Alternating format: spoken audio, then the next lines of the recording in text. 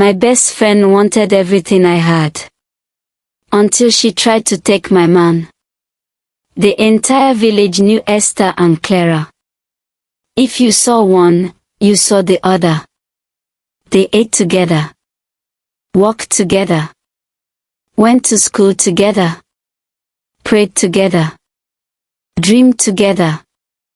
People used to joke that they were twins born from different mothers. But there was one thing nobody noticed. One dangerous thing. While Esther admired Clara, Clara secretly wanted Esther's life. Every single part of it.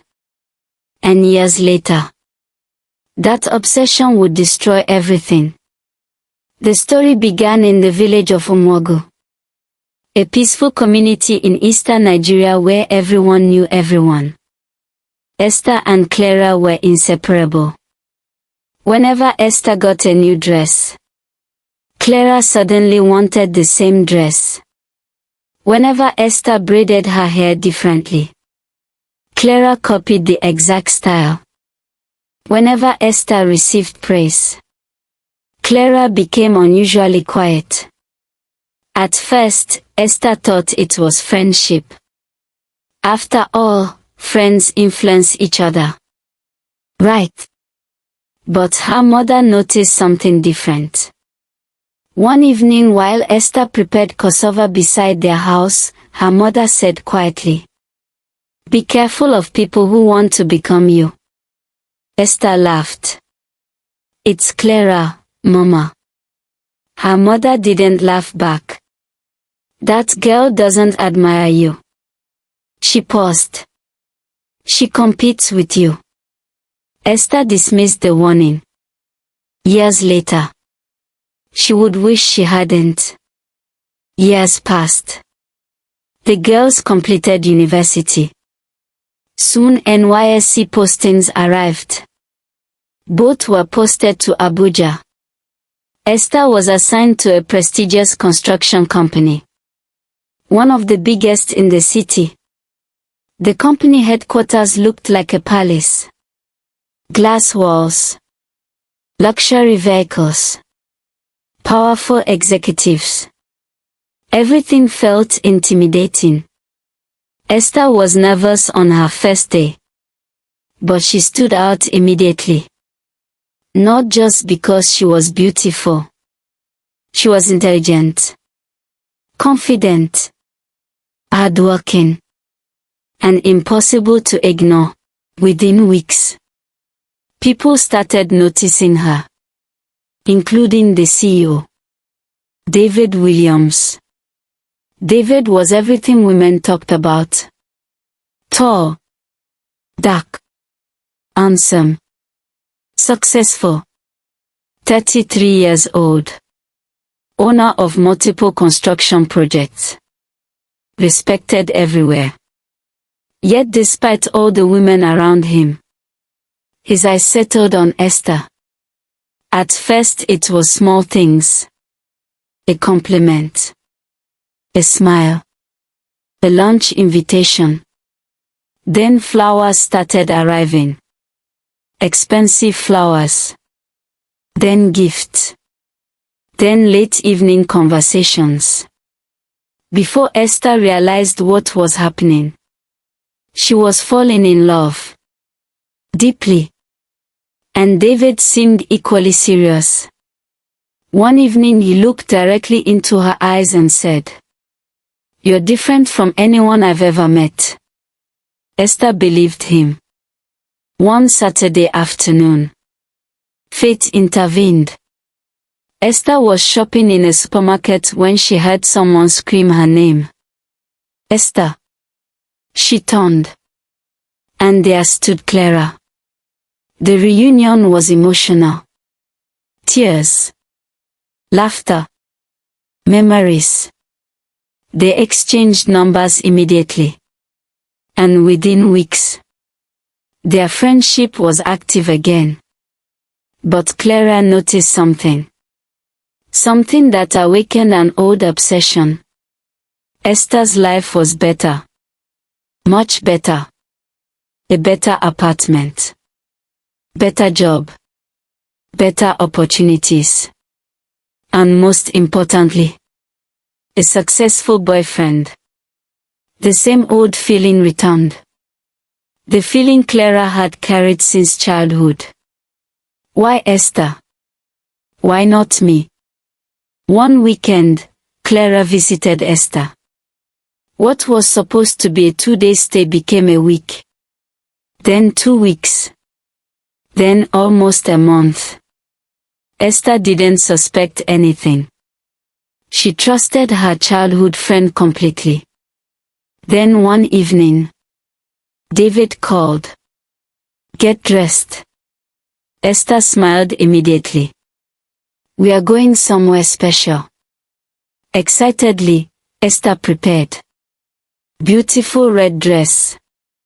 Perfect makeup. Elegant heels. When David arrived, everything changed. Clara rushed outside.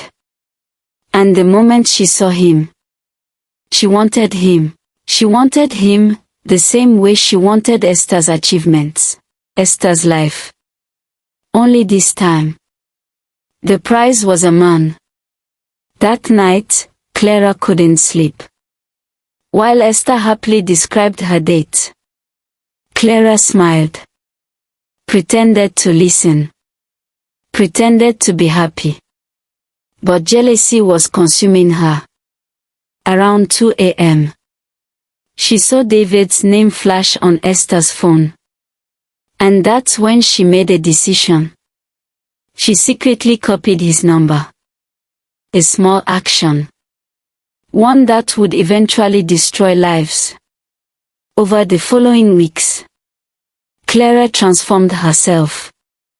Everywhere David went, she somehow appeared. Coffee shop, restaurant, corporate event. At least that's what David believed. But none of it was accidental. Clara had become obsessed. Clara could not sleep. Night after night, she lay awake staring at the ceiling of Esther's apartment. The more she watched Esther's life, the more bitter she became. David loved Esther. Not her. No matter what Clara did. No matter how beautifully she dressed. No matter how often she accidentally bumped into him. No matter how much she laughed at his jokes. David always found his way back to Esther. And Clara hated it. The hatred reminded her of childhood. The dresses. The hairstyles. The compliments. The opportunities. Everything Esther had ever received. Everything Clara believed should have belonged to her. One evening, after another failed attempt to get David's attention, Clara called her mother in the village. "Mama, I need your help." Her mother listened quietly as Clara poured out years of jealousy and frustration. Then there was silence. A very long silence. Finally, her mother spoke. "There is a way." Clara sat upright immediately. "What way?" "There is a love portion." The word sent excitement rushing through Clara's body.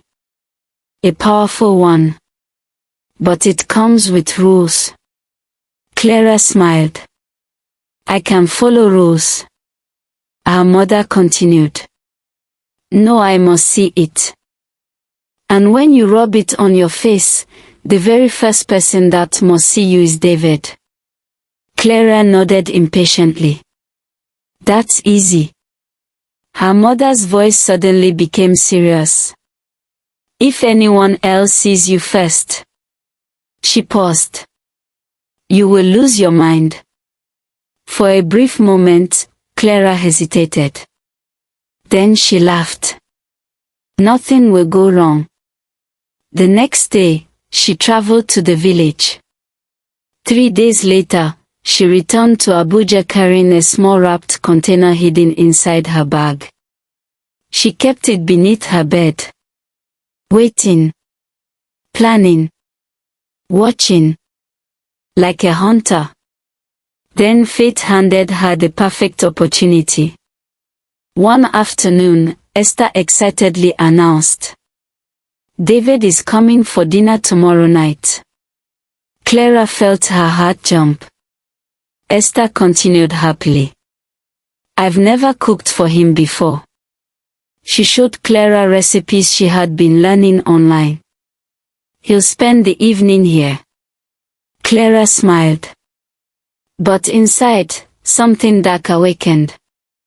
This was her chance. The following day, Esther left early to buy ingredients. Fresh fish. Vegetables. Spices. Everything had to be perfect. Back at the apartment, Clara remained behind. Waiting. Watching the clock.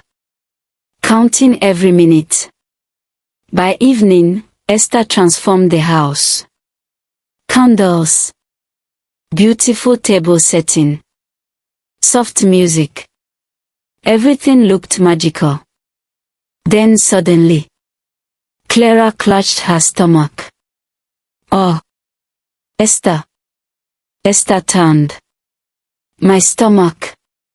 She began acting weak. "I don't think I can travel back tonight." Esther wasn't happy. She had specifically wanted privacy. But she couldn't throw her childhood friend out. "Fine," Esther sighed. "Just stay in your room." Clara smiled. Exactly what she wanted. As night approached, Esther went upstairs to dress. Her heart was racing with excitement. Tonight felt special. Perhaps David would finally talk about marriage. Then suddenly, knock, knock, knock. The sound echoed through the house. Clara jumped up. "David. He's here." Her hands trembled with excitement. She rushed into her room, pulled out the hidden container, opened it carefully. Inside was a strange dark liquid. Without hesitation, she rubbed it all over her face. This was it. The moment everything would change. The moment David would finally belong to her. She ran downstairs. Another knock came. Knock. Knock. Without checking properly, Clara flung the door open. Standing there was not David. It was the estate gateman. The old man held a small envelope. "Madam Esther asked me to." Before he could finish speaking, Clara screamed. A horrible scream. The envelope fell from the old man's hand. The gateman staggered backward. Clara's eyes widened unnaturally. Her face twisted. Then she began laughing. A terrifying laugh. The gateman ran. Clara began dancing. Singing. Shouting. Talking to invisible people. Upstairs, Esther heard the commotion. At that exact moment, her phone rang. "David. Baby, I'm stuck in traffic. I'm about 10 minutes away." Esther frowned. Then who was downstairs? She rushed down. The sight before her made her blood freeze. Clara was rolling on the floor, laughing uncontrollably. Then crying. Then laughing again. Her hair was scattered. Her eyes were wild. People had already started gathering outside. Neighbors. Security men. Curious residents. Then suddenly Clara pointed at Esther. And screamed. Everyone fell silent. "I took David's number." She laughed hysterically. I followed him. More laughter. I wanted your life. The crowd stared in shock. Esther couldn't move. I copied your clothes. I copied your hair. I copied everything. Tears streamed down Clara's face. Then came the final confession. I went to the village for a love potion. The crowd gasped. I wanted David. I wanted everything you had. By then, David had arrived. He stood frozen near the gate. Listening. Watching. Hearing everything. Every lie. Every betrayal. Every secret. Then Clara looked directly at Esther. For the first time in years. Not with jealousy. Not with envy. But regret. Real regret. I was never happy being Clara. She whispered. I wanted to be Esther. And then she burst into another fit of madness. The ambulance eventually came. Clara was taken away. Still laughing. Still crying. Still calling David's name. The crowd slowly dispersed. David walked toward Esther. Neither spoke for a long time. Finally he said quietly, I choose you, I will always choose you, I am sorry for what has happened. From today, I will always protect you and let no harm come near you. Esther nodded slowly. Tears filling her eyes. Years later, people in the village still told the story of Clara. The girl who spent her whole life chasing another person's blessings.